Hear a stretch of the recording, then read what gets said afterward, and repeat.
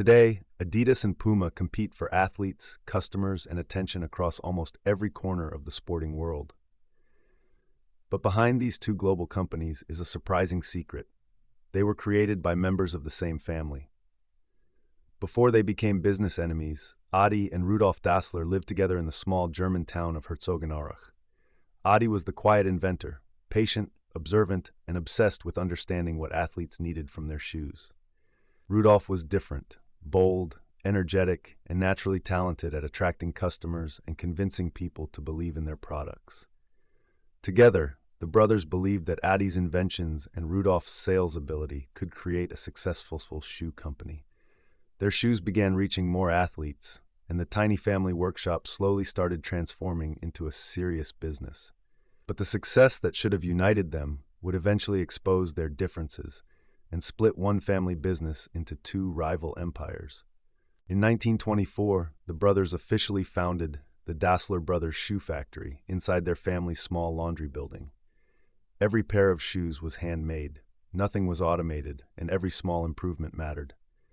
While Adi built better shoes, Rudolf traveled to find athletes, coaches, and customers willing to try them. Adi constantly watched athletes train, believing every race could teach him how to build a better shoe.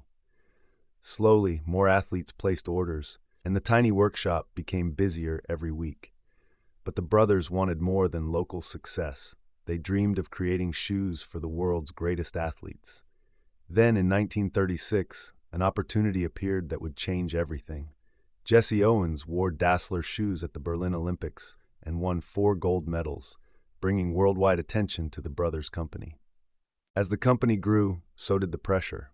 More customers, more employees, and bigger decisions waited every day. Adi cared about making better shoes. Rudolf cared about growing the business. At first, those differences made them stronger. But as the company expanded, small disagreements slowly became larger arguments. Germany itself was changing, and the uncertainty outside the factory created even more pressure inside it. The brothers stopped listening to each other. Conversations became shorter. Trust slowly disappeared. No single argument destroyed their relationship. Instead, years of frustration slowly built an invisible wall between them. By the end of the 1940s, the partnership that had built one successful company could no longer survive.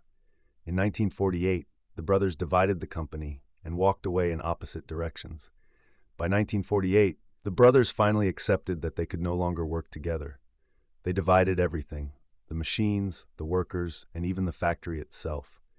Employees faced an impossible choice about which brother to follow. Friends became competitors, and one shared dream split into 2 different paths.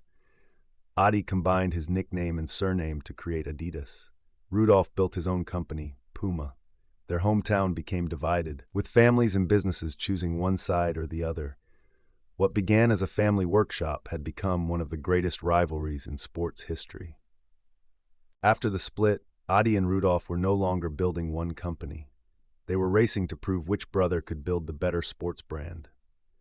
Both companies chased the same opportunity: convince successful athletes and football teams to wear their shoes.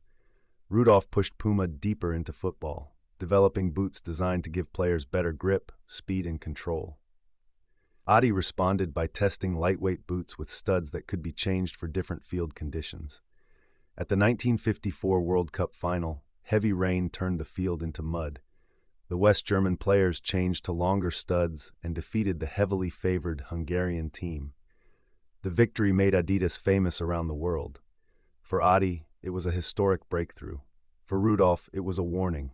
Their battle had only just begun. After the 1954 World Cup, the brothers' private rivalry expanded into a worldwide battle for athletes, medals, and attention. Puma created its curved form strip in 1958, making its shoes easier to recognize as television carried sport into millions of homes. Puma athletes collected records and Olympic victories, proving Rudolf's company could challenge Adidas far beyond football. Adi saw another opportunity. In 1967, Adidas released its first tracksuits and began transforming from a shoe company into a sportswear brand.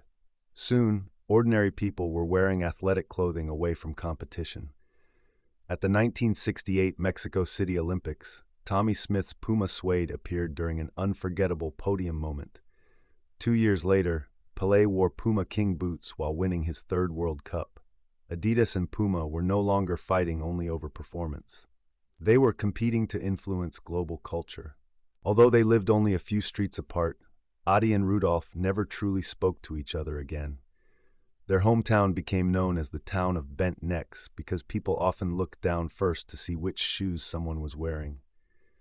Every new product, every athlete, and every championship became another battle between Adidas and Puma. As the companies grew larger, the distance between the brothers only became greater. Adi spent his life perfecting athletic shoes, while Rudolf remained fiercely proud of Puma. Even in death, they were buried in the same cemetery, but at opposite ends. They built two of the world's greatest sports brands, yet neither brother ever repaired the relationship that began their incredible journey. After the founders were gone, Adidas and Puma continued growing under new leadership, carrying the rivalry into a new era. What began in one small German town now reached almost every country on Earth. World champions, Olympic athletes, and football legends continued choosing one side or the other. The competition expanded beyond stadiums as sneakers became part of fashion, music, and everyday life. Every new generation brought lighter materials, better performance, and new technology. Today, billions of people recognize the three stripes and the leaping cat. But behind every product, every stadium, and every championship remains the story of two brothers who changed sports forever. Looking back, it's easy to admire the success, but every great empire has a story hidden beneath its victories. One disagreement inside a small family business changed the future of sports forever. The brothers built billion-dollar companies, but they also lost something that could never be replaced. Their rivalry pushed both brands to innovate faster, helping athletes around the world perform at their best.